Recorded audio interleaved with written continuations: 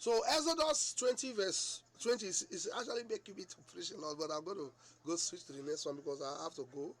It said Exodus 20 verse 20, and Moses said, Moses told them, he said, please don't be too into it. God is just want to prove you,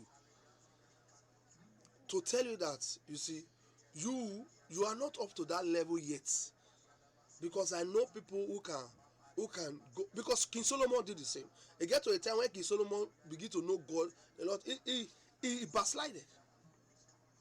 He backslided. And you see, when King David went to sleep with Uriah, he forgot that he is supposed to be afraid of God, because he's a very close person to God. And that kind of people, when you are close to God, and you know what God told him? He said, if it was woman, no, I would have given, because you don't, me, I don't like when you marry plenty women, but yet if you say I want many women, I'll pack more for you. You will have more in the streets. But the thing is that you went as far, you know, if you read that area, you see that God was actually saying that, I'm telling you the truth. It was saying that if it is women you wanted, I will give you, so you can be in the imperfect will of God, and God still love you anyway.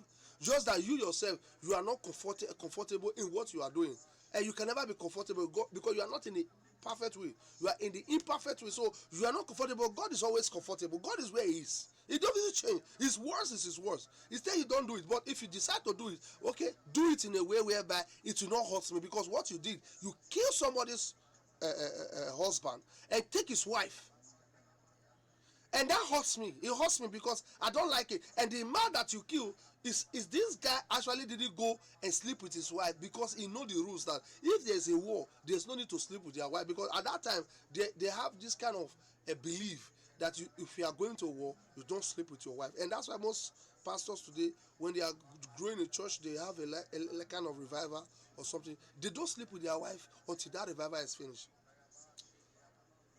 If you ask me, I don't know whether it's a good thing, but I believe that as a Christian, we just believe. Because you are two when your wife needs you to give it.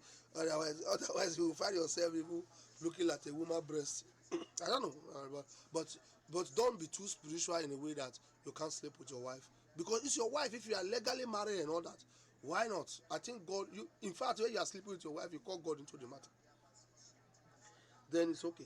I believe then, because when you do it too, it's too religious and too some way. Because I'm afraid of those kind of a thing, that it becomes something too much. Because revival will surely come every time you have to serve God. Every time. What about if you have to do some revival that will take 6 months? Because it will come. Then the devil also play a part in it. Don't think that Moses was hearing every time from God alone. There are many kind of angel that even if you look at that area where Moses was saying, no, it get to a time Moses said, if you don't go with me, I will not go. Because he realized that there are also other people, persons that want to lead. People are there waiting for their powers in the realm. And God will not say anything if you don't get the understanding.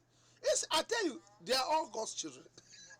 We are all God's children, both the marine, both the principalities and powers. Because when you have to do with God Himself, all of them, they will bow down.